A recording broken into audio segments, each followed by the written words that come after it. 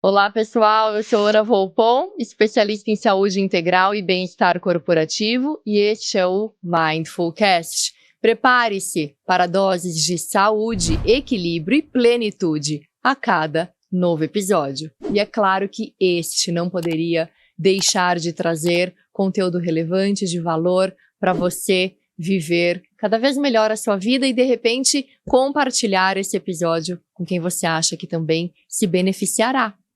O episódio de hoje a gente vai falar de um assunto que causa ainda muito constrangimento, dúvidas e eu diria mitos entre as mulheres, principalmente. Os homens acho que até já estão tirando mais de letra, mas pega muito o lado masculino também.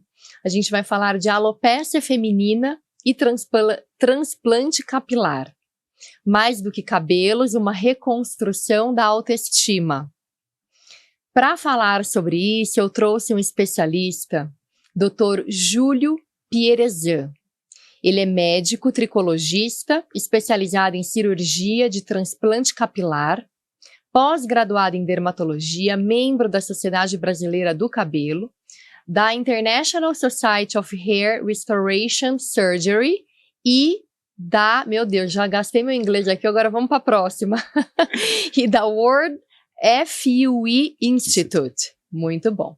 E ele também é diretor médico da clínica Pierezan. Seja muito bem-vindo, Dr. Júlio. Obrigado, Ana. Obrigado pelo convite. Um prazer estar aqui. Eu te agradeço imensamente. Sei que a sua agenda é super concorrida, apertada. Dr. Júlio opera de segunda a sexta. E se tem algo que eu valorizo nos meus convidados é o tempo acima de tudo. Então, muito obrigada pela tua presença. Obrigado. Eu sei que os deslocamentos em São Paulo não são simples, né? Então, a gente está aqui nessa manhã de hoje, tem muito valor para mim. Obrigada. Fazer valer a pena, com certeza. Vamos lá, vamos lá. Bom, então, gente, o tema é bastante polêmico ainda, não é, doutor Júlio? Eu vejo que realmente é um impacto na saúde mental até das mulheres, né? Porque mexe com a autoestima, mexe com questões muito internalizadas das mulheres e dos homens também, né? E então eu realmente gostaria de falar sobre essa saúde que vai muito além dos fios, né? Sobre a autoestima, a identidade e a confiança que podem ser restaurados com a tricologia moderna e o transplante capilar. Vamos lá? Vamos lá. Então, bom, para a gente começar, eu queria logo abrir falando sobre a alopécia feminina, o impacto da alopécia feminina sobre as mulheres. Então, o que você vê, doutor Júlio? Quais são as principais causas da queda do cabelo em mulheres? Certo. Eu acho que hoje ainda a queda de cabelo em mulheres ainda é um tabu, porque as mulheres acreditam que é muita vaidade, né? As pessoas, é muita vaidade, queda de cabelo é normal. Mas cada vez mais a gente vê a queda de cabelo como um sintoma que pode levar a baixa autoestima, como você comentou agora mesmo, né? A diminuição da segurança da mulher, a diferenciação da imagem que ela se vê no espelho por estar perdendo o cabelo, ou o cabelo estar caindo, ou estar afinando. Então, a busca no consultório pelo tratamento capilar, seja da queda de cabelo, seja de uma alopécia mais crônica, cada vez mais ela é maior, justamente porque as pessoas têm entendido como queda de cabelo não somente como vaidade, mas como uma doença que a gente precisa controlar e precisa tratar, e precisa recuperar esse fio para recuperar também a autoestima da mulher, né? Sim, a alopécia, vamos definir a alopécia, né? Porque eu acho que a gente tem que voltar umas casinhas aí. A alopécia é uma doença. A alopécia é um grupo de condições que levam à queda de cabelo ou perda desse fio de cabelo, não necessariamente uma doença. A gente tem, por exemplo, a alopécia androgenética, que o próprio nome já diz, andro, hormônio, e genético, que é genético. A gente não considera ela como uma doença. A gente considera ela como uma condição genética, evolutiva e crônica, que no final das contas acaba levando à perda dos fios de cabelo. Mas ela não é encarada como uma doença que tem cura, que a gente trata e o paciente se livra dela, mas como uma condição que a gente controla com medicação, com tratamentos de uso contínuo. E todas as mulheres passam por isso? Está relacionado, por exemplo, com a menopausa ou não são todas as pessoas, e aí eu coloco homens e mulheres, que vão sofrer da alopécia, principalmente dessa androgenética, em algum momento da vida. Eu costumo explicar para os pacientes, Ana, que assim, a pessoa que ela tem predisposição à calvície, não a queda de cabelo, mas essa calvície hormonal, que é diferente de queda de cabelo, porque essa calvície genética hormonal, você não cai cabelo, mas você tem uma evolução lenta e crônica de miniaturização do fio.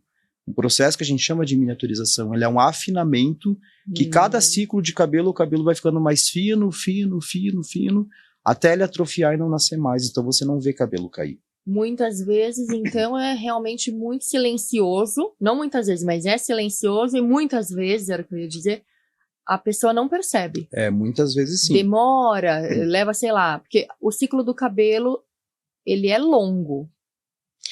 Ele depende. Tudo depende.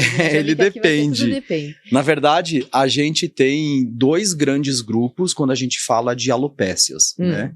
E a gente coloca todas as doenças que podem levar à queda de cabelo entre esses 2 grandes grupos.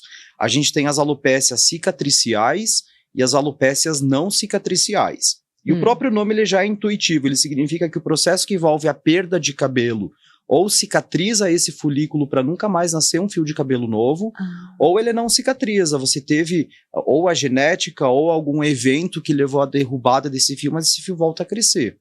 Nas alopécias cicatriciais, a gente tem muito dessas alopécias inflamatórias, essas condições autoimunes adquiridas, como a gente tem, por exemplo, hoje o líquen plano-pilar, que acontece muito depois de, por exemplo, alguma infecção recente.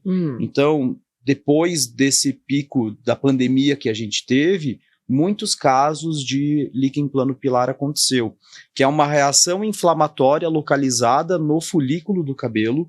Teu corpo ele começa a entender que o folículo não deveria fazer parte do teu organismo. Então ele produz uma inflamação, derruba esse fio, e para não nascer mais um fio, ele inflama, ele faz um processo de fibrose. Ele fibrosa todo esse folículo para não nascer mais um fio de cabelo. Essa é uma alopécia cicatricial. A não cicatricial, a gente tem essa alopécia hormonal, que não leva a queda de cabelo, mas um processo, como eu falei, lento e crônico de afinamento, que é o processo de miniaturização. E aí essa condição genética, não uma doença, a gente usa medicamento para reverter esse processo, para esse cabelo voltar a engrossar. A gente tenta chegar ao que ele era antes desse processo iniciar. E ele é moderado pelo hormônio da calvície nos homens, né? É o DHT, que é um produto que vem lá da testosterona. E quando a gente entra com medicação, a gente interrompe esse grau de agressão e esse cabelo volta a engrossar. E a gente tem outras condições também que levam a essas não cicatriciais, que aí sim tem uma derrubada do fio. O principal dele é o eflúvio telógeno. O eflúvio telógeno ele é uma condição, aí sim, para você entender, Ana, o nosso fio de cabelo, ele tem 3 fases do ciclo capilar, 3 principais fases. Uma fase anágena, que é uma fase que ele cresce. Uma fase catágena, que ele para de crescer, ele começa uma evolução. E uma fase telógena, que é uma fase de queda. 85% dos nossos fios estão nessa fase de crescimento. E essa fase ela pode levar de alguns meses até longos anos também. Aquela pessoa que tem um cabelo longo, comprido, ela tem uma fase anágena de 15 anos. O cabelo cresce por 15 anos até ele parar de crescer. Aqueles homens que têm o cabelo ralinho, que não cresce muito, tem uma fase anágena muito curta, de 1, 2 anos. Porque o hormônio da calvície age diminuindo essa fase anágena. Então o homem com calvície, tu vê que ele não consegue ter um cabelo comprido. O cabelo cresce e cai, cresce e cai. Justamente pela fase anágena. Então 85% em condições normais, sem nenhuma doença, dos nossos fios de cabelo estão nessa fase de crescimento. Sim, mas a média seria de quanto tempo, mais ou menos, assim? Uma média, 5 a 10 anos. 5 uma a média 10 de crescimento, anos. exato. 5% está nessa fase telógena, que é uma fase de queda. E aí, quando tem algum evento, geralmente externo, que causa na nossa saúde, como, por exemplo, uma infecção recente, estresse psicológico, o lado psicológico ele afeta bastante o crescimento capilar. E a gente fala, às vezes, problema no relacionamento, problema no trabalho, noite mal dormida. A gente tem alguma doença nova que desencadeou, comecei a desenvolver uma diabetes, passei por uma internação recente, precisei fazer um antibiótico venoso. Qualquer condição que altera o nosso estado habitual ou normal pode afetar o folículo de cabelo. E em vez de 5% estar nessa fase de queda, aumenta para 30%. Então começa a cair muito cabelo. E aí sim há um susto da mulher ou do homem perceber cair cabelo além do normal. E mesmo uma alimentação que não seja uma alimentação regulada, uma alimentação com bons nutrientes, também imagino que leve à queda do cabelo. Carência nutricional é um dos fatores, com certeza, também, que leva não só à queda de cabelo, mas o enfraquecimento da haste do fio, o cabelo que fica quebradiço. A gente pode falar de unha, a gente pode falar de algumas doenças da pele também, né? Pode estender não só a cabelo. Eu costumo, Ana, falar para os meus pacientes que cabelo, unha e pele muitas vezes é onde aparece o primeiro sinal que o teu corpo está pedindo alguma ajuda. E essa ajuda, a grande maioria das vezes, é uma desordem psicológica. Seja estresse, seja não estar dormindo direito, não ter uma alimentação saudável, não praticar exercício físico também. Porque a analogia que eu gosto de fazer é o seu corpo, o seu organismo, ele tem que funcionar, é uma máquina.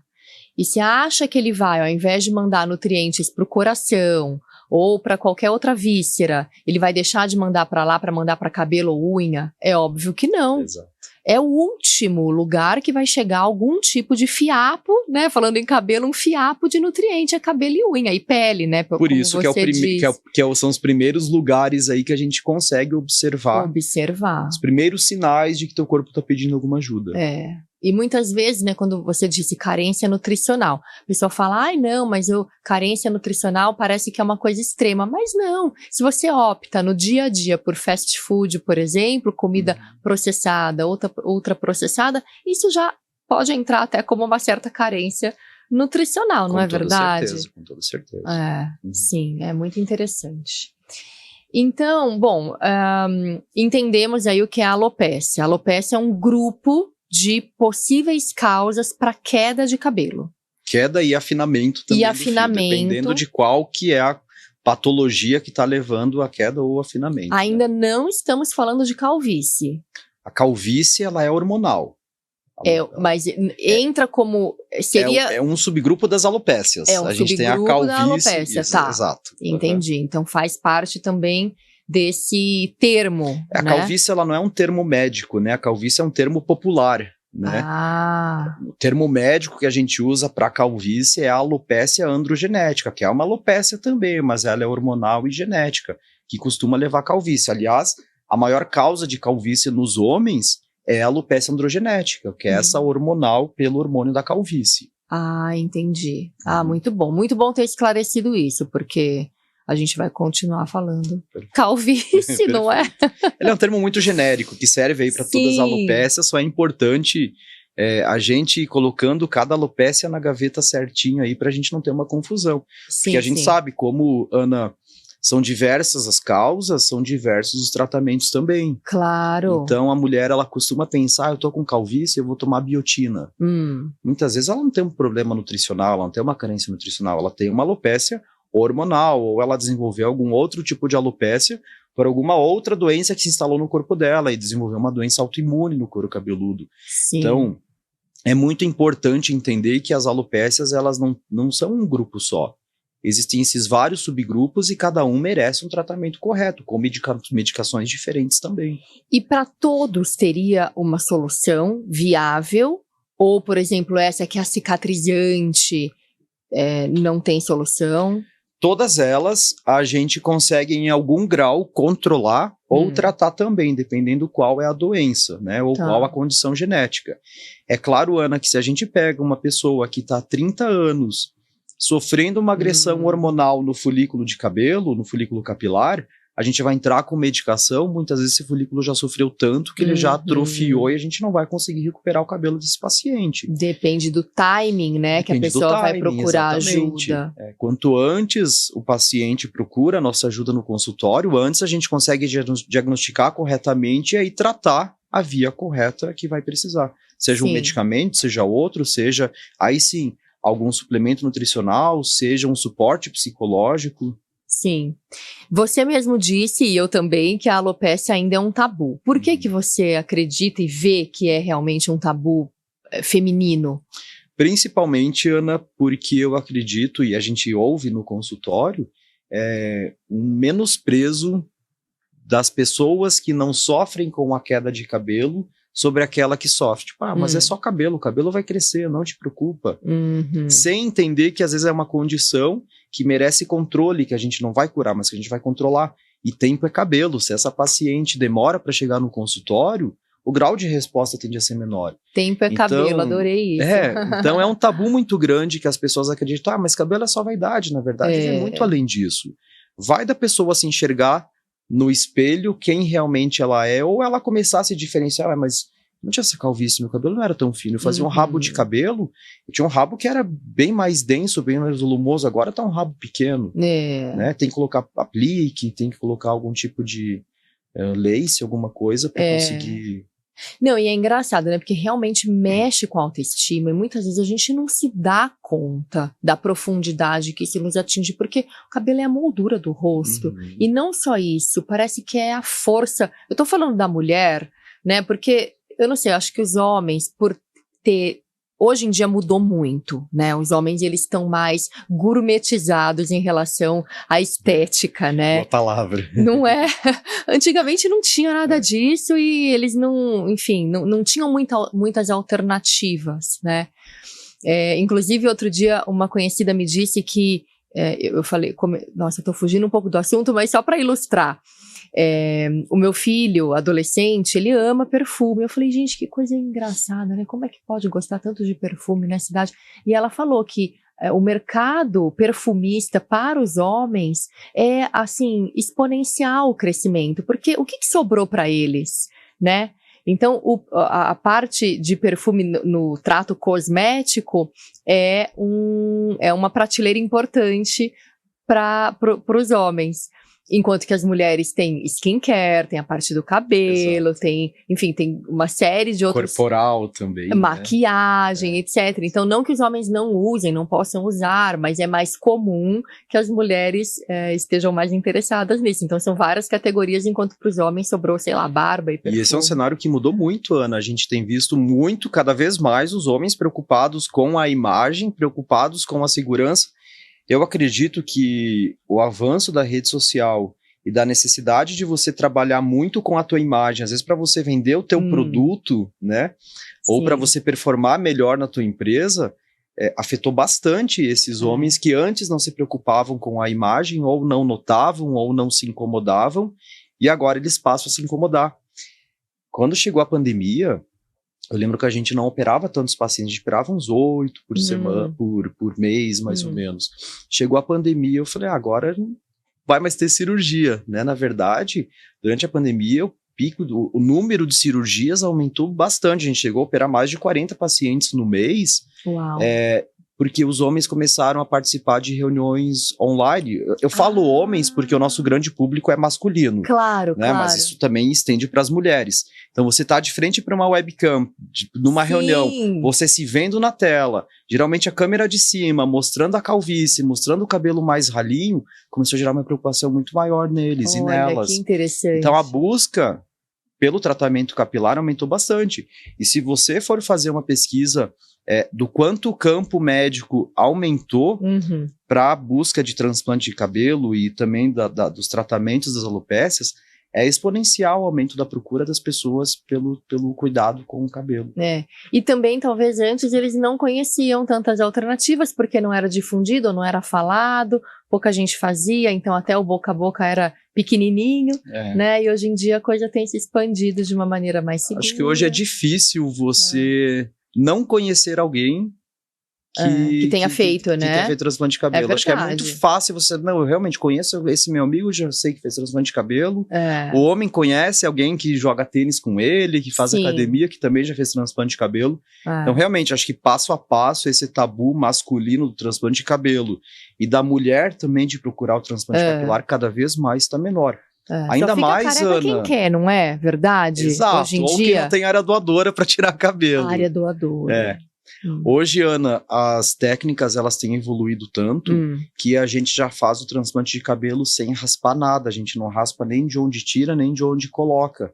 Então, a gente consegue ter excelentes resultados. Claro que cada caso é individualizado, mas a gente consegue, principalmente nesse público feminino, que antes precisava raspar, por mais que seja a parte de trás, perdia um pouquinho de volume, hoje a gente não raspa mais nada de cabelo.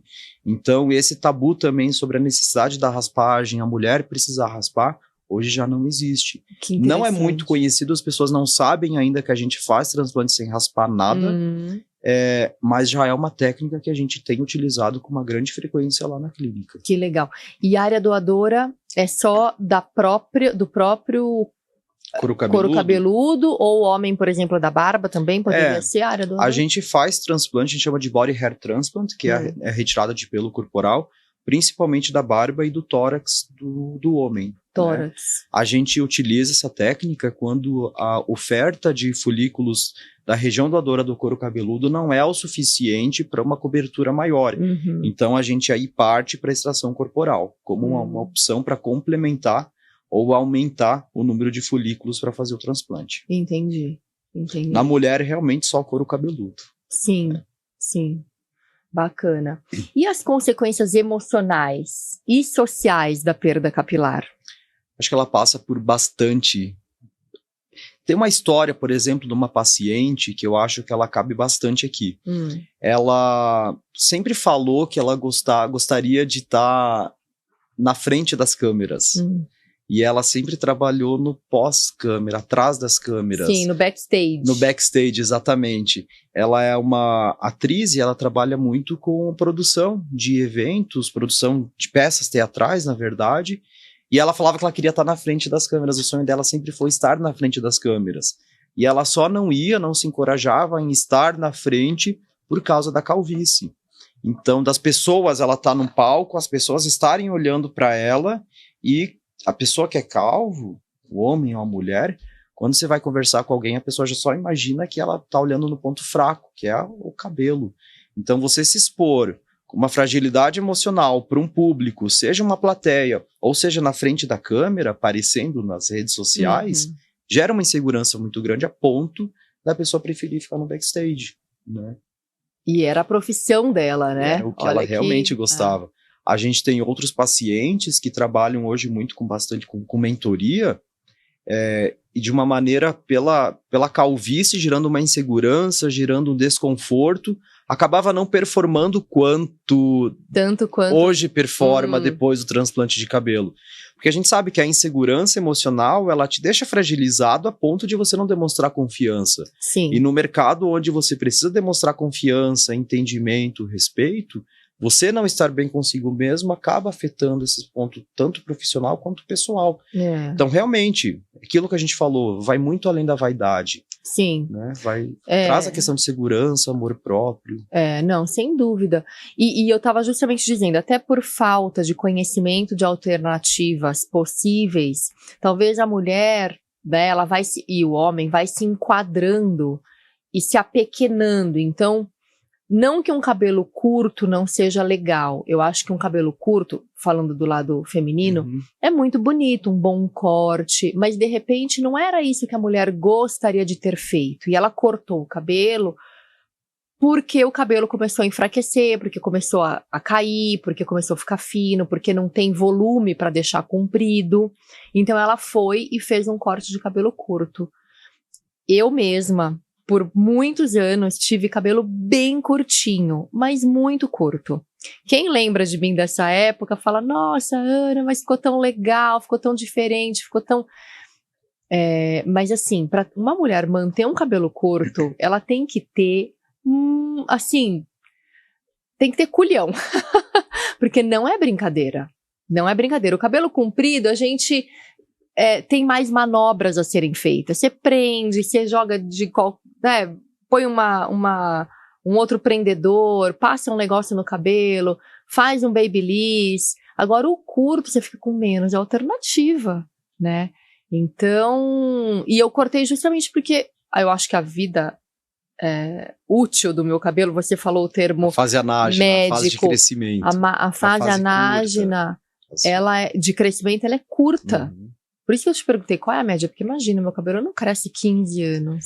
Ele não passa muito dessa altura, sabe? O corte de cabelo, muitas vezes, ele é usado como uma maquiagem. Então, a gente se adapta o corte de cabelo pela condição que está pré-existente. Exato. E qual que é a grande questão, Ana? A gente acaba normalizando isso. Eu tenho meu cabelo curto porque meu cabelo não cresce, então eu prefiro mantê-lo assim, né? Isso. Então a gente vai normalizando uma situação que a gente poderia sim controlar e poderia melhorar esse quadro. Por exemplo, hoje existem medicações que a gente consegue aumentar essa fase anágena, essa fase de crescimento do fio.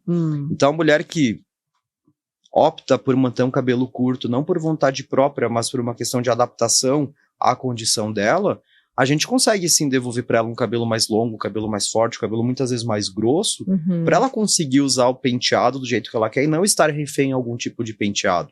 Ou a mulher que usa o mega hair, tantas outras técnicas de aplique, né, que eu sei que hoje estão modernas, mas que também não deixa de ser uma normalização, não é verdade? Exatamente.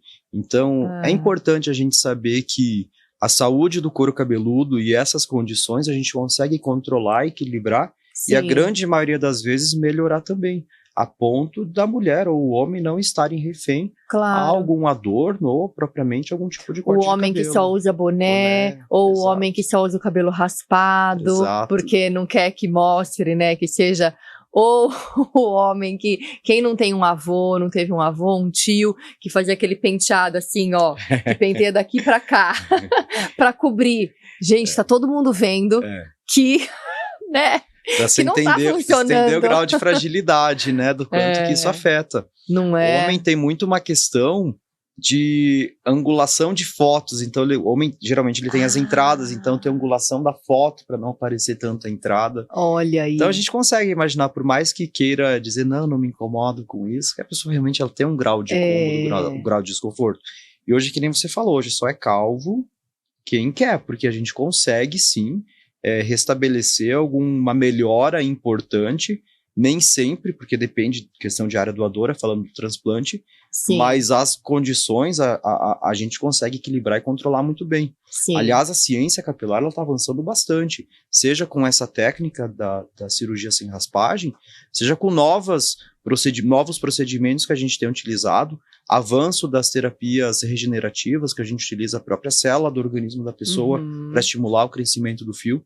Então, a ciência capilar hoje ela está num avanço bem importante e ajudando bastante os nossos pacientes. Sim. E tá tudo bem também com quem opta por continuar como está, porque não tem nada de errado, tá tudo certo, cada um com a sua identidade. Com certeza, exatamente. Assim que você chegou aqui, eu já te mostrei foto do meu marido. Eu falei, isso aqui não tem jeito e não quer ter jeito, entendeu? Exatamente. E tá super tudo resolvido, certo. Tá excelente. Ele tá super resolvido. A gente tá falando nesse cenário dos pacientes que, como a gente falou antes, se veem reféns de algum corte de cabelo, de algum boné, de alguma coisa, porque acho que não tem mais o que fazer. Realmente a gente consegue ajudar esse público. Não, é muito legal saber que existe alternativa, né? E aí vai da pessoa decidir. Eu sei quais são as alternativas, eu quero, porque acho que tudo tem o lado...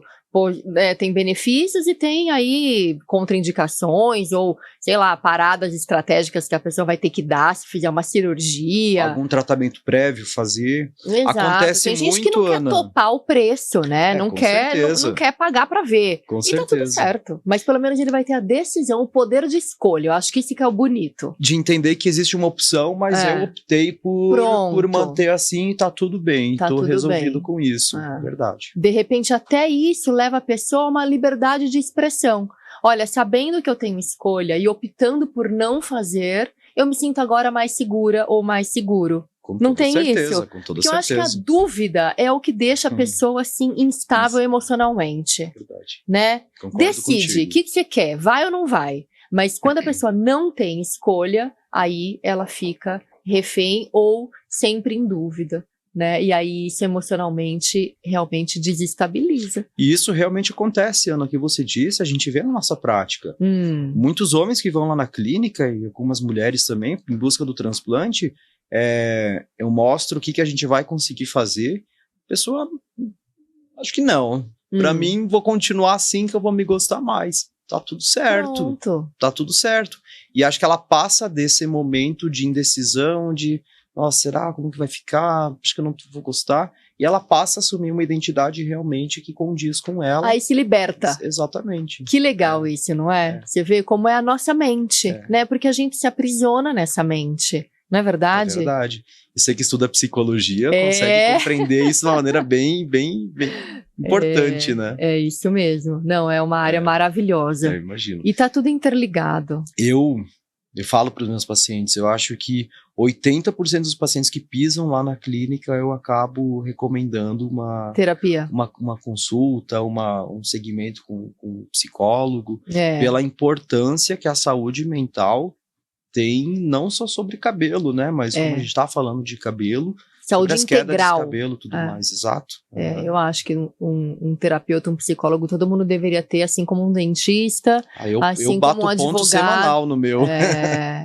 Porque, e é isso, existe ainda muito tabu, da mesma maneira, né, de, que psicólogo é só para quem tá com problema. Não, é longe disso, não é para quem está com problema, é justamente para você surfar nessa vida com muito mais habilidade. Né? E você evitar problemas, ou melhor ainda, encará-los de uma maneira mais assertiva, de uma maneira adulta, de uma maneira emocionalmente desenvolvida. Exatamente, com certeza. Isso aí, muito legal. Bom, vamos aqui então falar de tricologia e saúde capilar integral. Como a tricologia entende a saúde do couro cabeludo e dos fios? Bom, a tricologia é a ciência que a gente vai estudar não só queda de cabelo, mas todas as condições que podem afetar a saúde do couro cabeludo. Então, hoje a tricologia, como eu te falei no início, ele é um campo médico, uma área médica que está muito abrangente. E a gente tem várias possibilidades.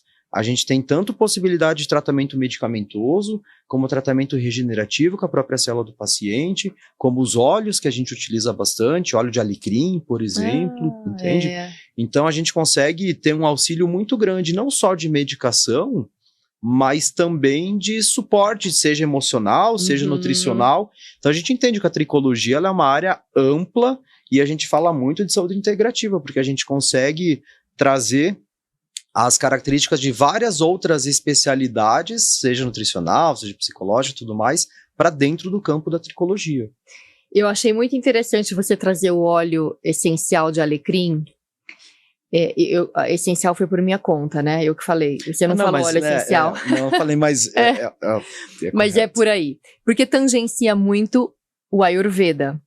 E no Ayurveda também, algo que é muito indicado, e aí eu queria saber a tua opinião sobre isso, se existe algum estudo científico, se você conhece, ou se intuitivamente você acredita que valha. No Ayurveda a gente faz a Abhyanga. O que é a Abhyanga? É a oleação. Então, um óleo que seja... Tem vários tipos de óleo, isso não é o ponto, esse não é o ponto. Você pode até... Um óleo vegetal, né? Você pode até aí adicionar, no caso do cabelo, um óleo essencial de alecrim. E fazer o Abhyanga, que é a oleação, iniciando pelo couro cabeludo, mas a gente faz do corpo inteiro, tá? Isso traz pro tecido da pele, né? Que é o nosso maior órgão. A pele, se você esticar a pele, é o nosso maior órgão, né? E a gente dá pouco valor, pouca importância para isso. E para o couro cabeludo, isso ativa também a saúde capilar. Então, isso segundo o Ayurveda. Faz sentido isso para você? Completamente, Ana. A gente sabe que a epiderme, que é o tecido mais, né, superficial da nossa pele, ele tem alguns canalículos que a gente consegue absorver alguns nutrientes pela pele. Afinal, a gente passa uma pomada para melhorar uma lesão inflamatória, porque existe uma absorção. Logo abaixo da pele, a gente tem tem vasos sanguíneos, exatos, esses micros vasos sanguíneos que absorvem esse medicamento, esse óleo, ou a própria absorção de água também. Então, embora a gente aplique localmente, a gente sabe que existe uma absorção e uma difusão mais sistêmica em graus pequenos, mas ainda assim existe. Então, os óleos, e a gente pode estender para outros tipos de óleos também, de outros vegetais, outras plantas, existe sim um benefício para a saúde em geral da pessoa, né? Óbvio que a ação dele tende a ser muito localizado, onde a gente aplicou, mas o benefício acaba sendo Claro. difuso, né? Sim. E poderia ser um tratamento, claro, que isso não vai fazer a diferença, não vai curar nada, mas é um adjacente. É um coadjuvante aí, exato. exato. É um Sim. potente auxiliar. E a gente utiliza bastante óleo para tratar no couro cabeludo, seja desordens tanto de queda de cabelo, como controle da secreção seborreica, como controle da oleosidade também, doenças inflamatórias no couro cabeludo e na pele. Então os óleos, eles são bastante utilizados há bastante tempo também, né? Olha aí, que bacana. A gente sabe o poder da natureza, a gente sabe que os Claro. medicamentos vêm seja de nutrientes das plantas, seja de veneno de uma cobra que a gente Sim. consegue extrair medicamento. Então, com certeza. O nosso planeta entregou tudo, né, doutor Júlio? Precisa, entregou tudo. A gente aqui tá ou sabendo usar ou não sabendo usar da mesma medida, praticamente, né? Porque a gente veio para criar tantas coisas e estamos criando, mas também ao mesmo tempo destruindo. E ignorando esse conhecimento profundo que já existe, que essas ciências ancestrais, assim, esse conhecimento ancestral trouxe pra gente. Com certeza. Que legal, bacana mesmo, viu? A bianga é uma coisa simples, que você pode fazer, tem a bianga caseira, que você pode fazer no seu banheiro, e olha que é até controverso, porque você disse que usa óleo para tratar a oleosidade, né? Então a mulher que está em casa, ela de repente pode pensar, nossa, mas eu vou colocar, e muitas não fazem a bianga justamente por isso. Eu não gosto de passar óleo na cabeça porque vai ficar muito oleoso. Mas não, depois sai com claro, um bom Ana, enxágue. que vai depender do tipo de óleo que você vai usar, da concentração dele, do veículo dele. As pessoas costumam acreditar que lavar o cabelo com água quente, por exemplo, que a água quente ajuda a tirar a oleosidade, vai trazer um benefício para o couro cabeludo. Piora, né? O nosso organismo autoimune, ele é todo conectado pelo eixo hipotálamo, com as terminações da pele e tudo mais. Então, todo o nosso organismo ele é conectado. Se a gente entende que... eu quero dizer, se a nossa pele entende que a gente está tirando oleosidade toda hora, ela entende que ela está produzindo pouco óleo natural dela, fisiológico dela. Então, ela tende a produzir mais óleo. Sim. Quando a gente mantém uma pele oleosa, couro cabeludo oleoso, hidratado, o teu organismo entende, mas ele já está com uma hidratação, então eu consigo reduzir, consigo controlar a produção da oleosidade capilar, da oleosidade da pele, entende? Então, a oleosidade a gente trata hidratando e não removendo ainda mais essa oleosidade. Por isso que a gente usar quantidade certa, momento certo, periodicidade correta, a gente consegue sim, junto de outros tratamentos, controlar também um couro cabeludo que é muito oleoso. Sim, muito curioso. O nosso organismo, ele está em equilíbrio. Exato. Né? Em teoria, ele está em equilíbrio. É a mesma coisa quando você tira uma refeição e aí depois o teu organismo entende que, peraí, tá faltando aqui nutrientes, então eu preciso estocar. Aí a próxima ele vai e tem quase um efeito rebote e acaba absorvendo e concentrando ali mais gordura, dependendo do que você comer, né? Exatamente. Faz essa reserva energética, né? Muito bem, a mesma coisa com o óleo. Bom, a gente já falou então sobre a alimentação, hormônios, a genética e o estresse, né? O que mais pesa na queda capilar? Além disso que você já trouxe. Conversamos da genética, conversamos da alimentação, as desordens psicológicas também, sono, né? Sono, falta de atividade física, alimentação incorreta. Falta de atividade física. A atividade física, ela ajuda a produzir hormônios, né? A produção hormonal, ela é aumentada com a atividade física e a gente fala toda essa questão de equilíbrio também. Sim.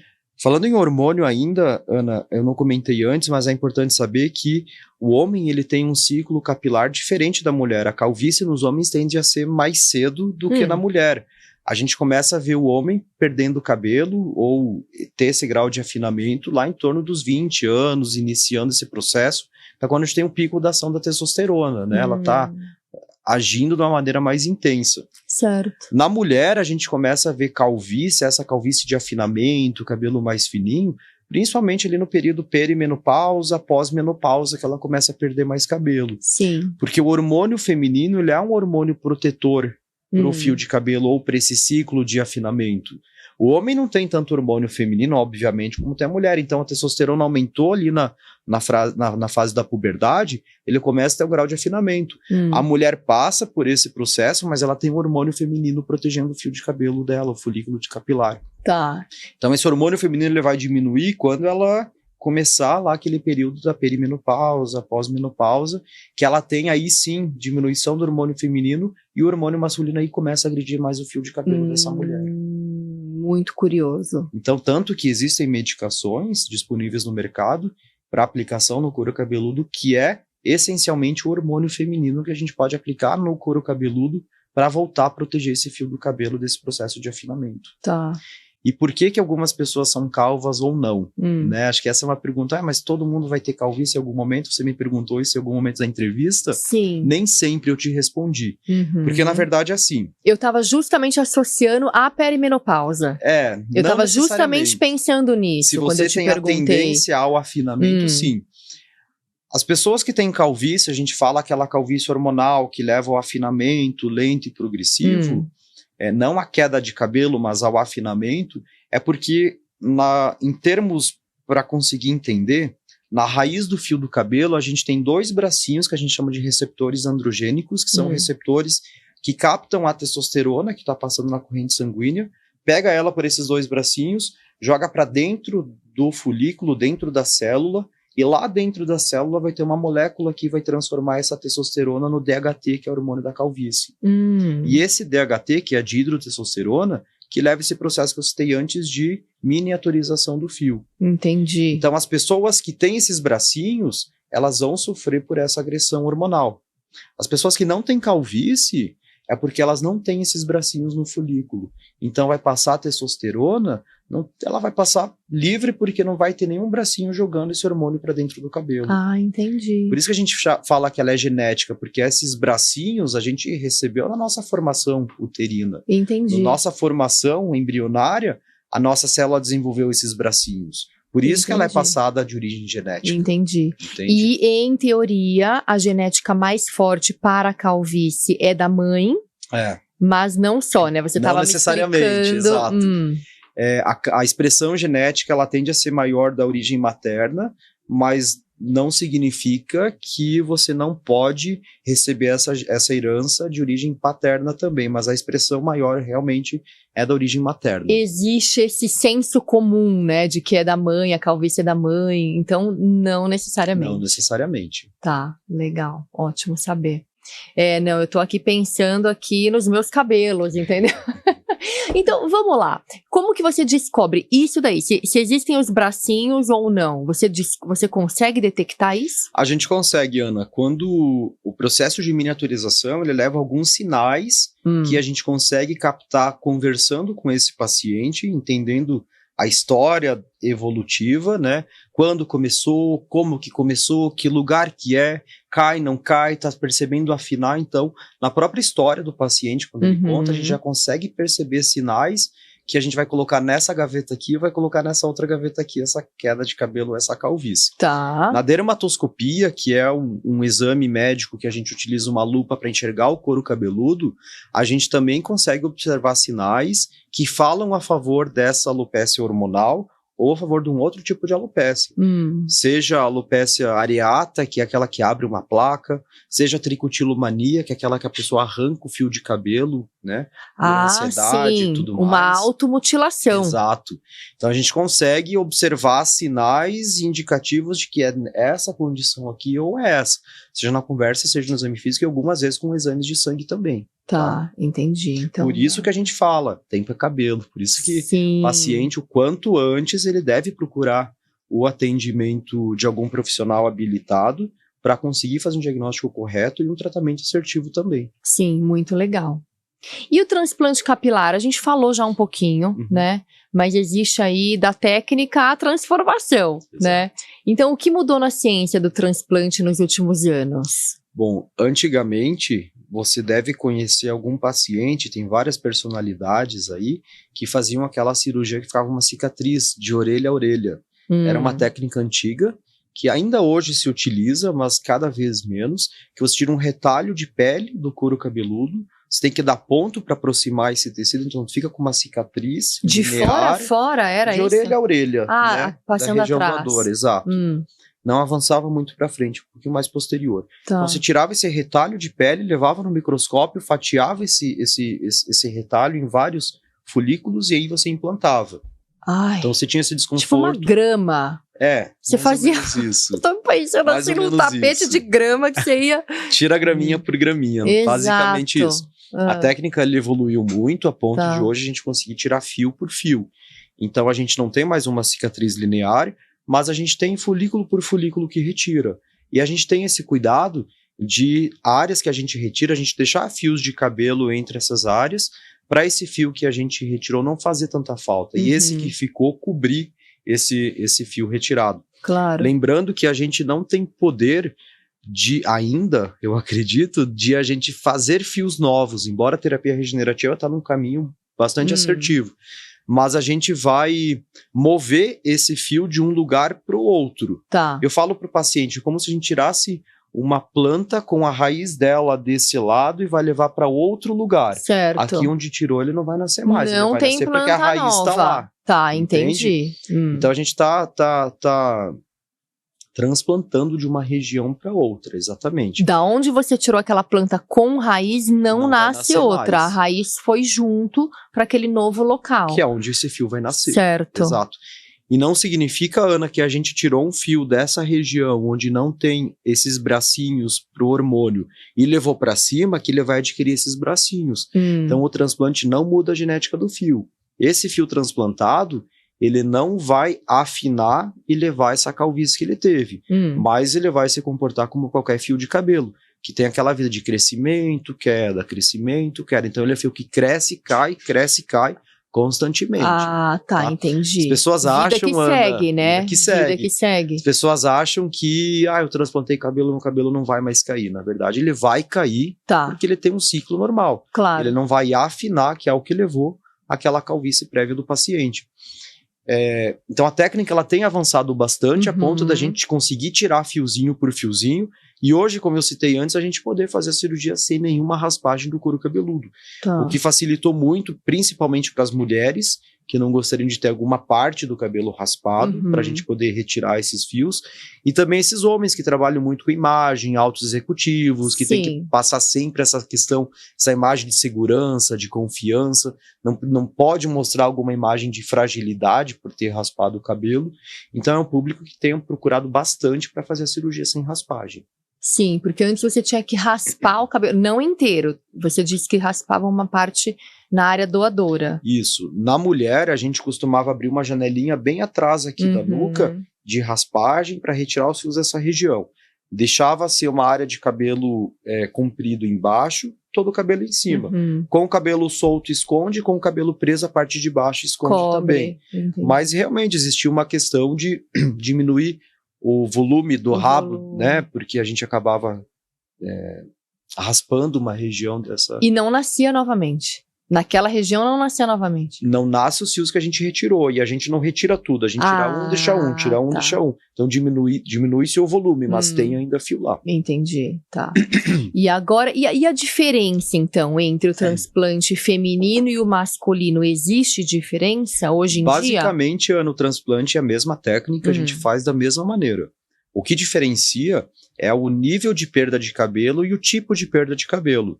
As mulheres, elas têm uma alopécia que ela é diferente em localização do homem, porque ela tende a ser uma alopécia mais central e ela vai abrindo.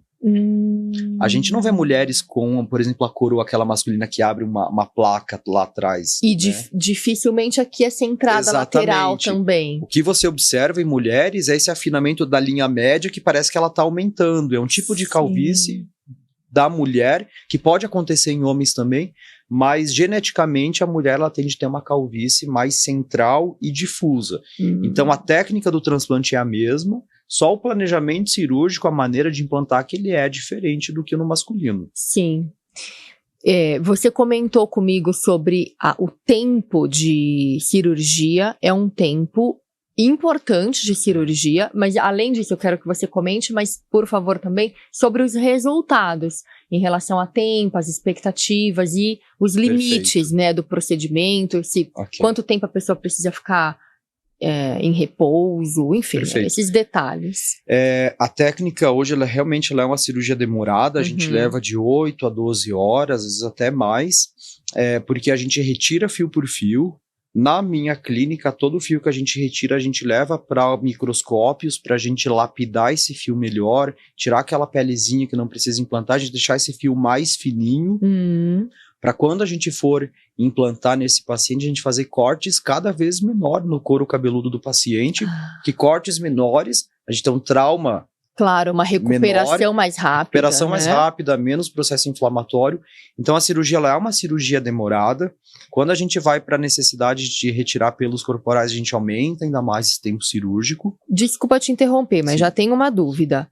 Do tempo em que você retira e implanta na mesma cirurgia, é ao mesmo tempo? Na mesma cirurgia. Quer dizer, você retira, faz esse tratamento lapidação, e logo a gente começa o processo de implantação também. Inclusive, esse folículo ele tem que estar condicionado no ambiente correto, temperatura correta, solução ideal, para a gente não ter uma inviabilidade desse folículo na hora de implantação. Exatamente. Entendi. Tá, então tudo tem que ser meio rápido. Por isso, né, que a gente procura retirar o mais rápido possível e também está implantando. Tá. A técnica de implantação, ela é uma técnica que ela altera bastante a evolução do transplante de cabelo.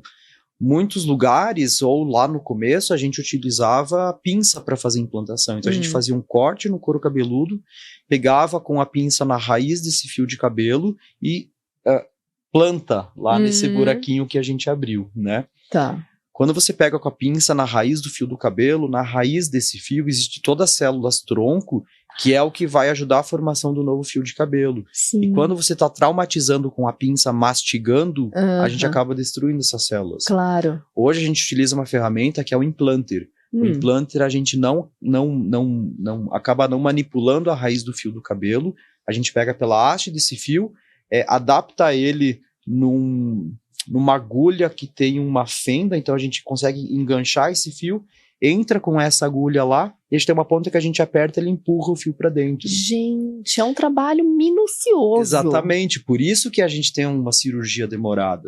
Retirar fio por fio, lapidar fio por fio e implantar fio por fio é um processo longo que também exige, como eu estava te falando antes, uma equipe junto da gente para fazer essa cirurgia. Claro. As minhas cirurgias a gente opera com 2 médicos e mais 6 assistentes, entre enfermeiras e técnicas, para a gente dar todo esse suporte e essa dinâmica logística da gente fazer um transplante com boas entregas, com tempo curto, quando a gente fala de uma cirurgia longa, né? Sim. E ter bons resultados. Né? Claro. E quanto tempo esse paciente fica em repouso? Certo. O paciente precisa entender que a gente fez uma cirurgia longa, demorada. A gente vai tirar 4.000 folículos, então a gente faz 4.000 furinhos no couro cabeludo para tirar, mais 4.000 furinhos na região onde a gente vai implantar. O número geralmente tende a ser esse. Então exige um pouquinho de comprometimento, de entendimento desse paciente, que existe um processo de recuperação como qualquer lesão na pele que a gente faz. Ela é uma cirurgia que, por mais que ela é demorada, longa, a gente faz bastante cortes, ela é uma cirurgia muito segura. Os cortes são superficiais, a gente tem um sangramento mínimo durante a cirurgia, o paciente não instabiliza, desde que a gente mantenha ele monitorado, ambiente correto, liberado pela vigilância sanitária, pelo Conselho de Medicina e tudo mais. Então ela é uma cirurgia muito segura para ser feita. Mas exige sim desse paciente o entendimento da recuperação. Claro. Hoje, quando a gente consegue manter esse paciente no nível de sedação otimizado, com que ele durma a cirurgia toda... É anestesia geral? Não é geral. Anestesia é aquilo que tira a dor, então a gente faz uma anestesia local, sedação é o que faz dormir. Perfeito. Então a sedação a gente pode fazer ela venosa e manter esse paciente dormindo ao longo do procedimento inteiro, tá?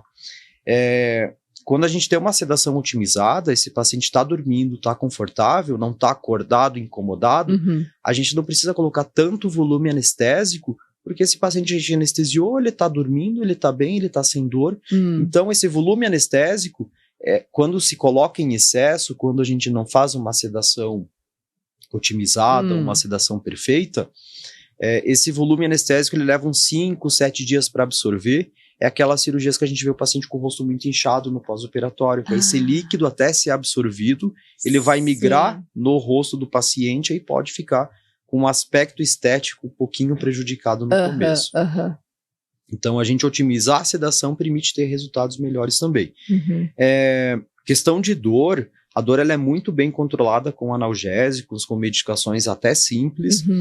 O desconforto maior tende a ser lá depois dos primeiros 5 dias, depois dos 7 dias, que é quando o paciente vai dormir, ele apoia a cabeça na região que a gente tirou os fios de cabelo, então tem algum grau de desconforto. Certo. Que também a gente consegue melhorar com analgesia antes desse paciente deitar. Tá. O fio que a gente colocou, Ana, ele cresce por mais ou menos uns 10, 20 dias e ele começa a cair.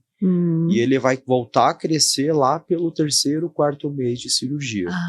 Quando então a gente você começa a ver resultado lá no 6º, 7º mês. Tem que segurar a ansiedade, então. Tem que segurar a ansiedade, tá. Exatamente. Isso é bem orientado para os pacientes. Sim, né? Sim. Não, mas muito bacana, porque afinal é tudo uma questão de expectativa. Se as expectativas estão alinhadas, tudo certo. Acho que esse é o ponto principal, Ana. A gente tá alinhando a expectativa em tudo na vida, exatamente, né? Exatamente. Se tu vai pensar fazer um emagrecimento numa dieta, você tem que saber entender qual que vai ser o limite disso ou não. Lógico. No cabelo é a mesma coisa. Tem muitos pacientes com uma calvície extensa e que eu sei que a gente vai conseguir entregar um resultado bacana, um resultado bom. Mas se esse paciente entende que ele quer além disso, eu nego essa cirurgia porque o paciente vai sair frustrado no final desse 1 ano de acompanhamento médico. E eu também vou sair frustrado com isso. Então a expectativa em tudo é muito importante estar bem alinhada. Sim, sim. A melhoria em porcentagem, assim, o que costuma ser? Depende bastante, Ana. De qual é o cenário? De qual o cenário, exatamente. Uma calvície inicial, que você vai colocar poucos fios, você vai ver uma melhora, mas é diferente de você pegar uma calvície bem avançada e o paciente com uma condição diária doadora excelente, a gente recuperar todo esse fio, o impacto é muito maior. Sim, né? Sim. Mas também a gente precisa ter uma região doadora favorável para isso. Não adianta ter uma calvície extensa e não ter fio de onde a gente vai tirar. Aí a gente não vai conseguir entregar algum resultado.